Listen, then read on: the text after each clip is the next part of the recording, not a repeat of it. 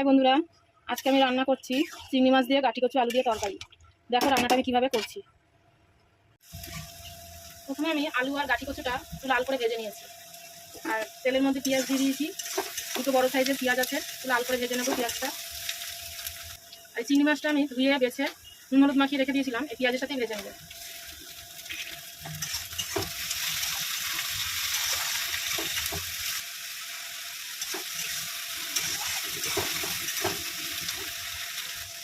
পেঁয়াজটা আর চিংড়ি মাছটা ভাজা হয়ে গেছে, এবার আমি একা একটা মশলাগুলো দিয়ে কষিয়ে নেব। দেবো হলুদ গুঁড়ো, লঙ্কার গুঁড়ো, জিরের গুঁড়ো।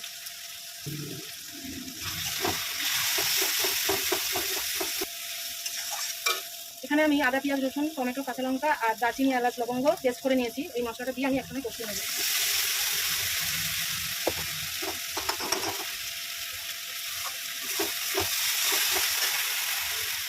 এই গাঠি কচু আলুটাতে ভেজে রেখেছিলাম, এটা দিয়ে কষাবো।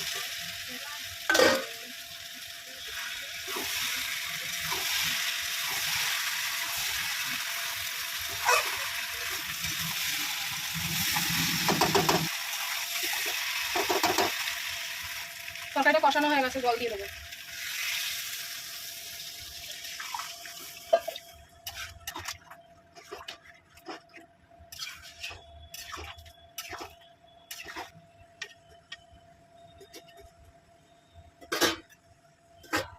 ঢাকা দিয়ে দিই।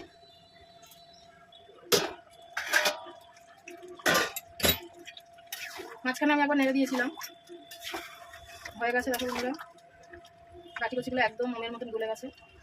গাঠি কচু তরকারিতে যদি গাঠি কচু ভালোভাবে না সেদ্ধ হয়, ভালো লাগে না।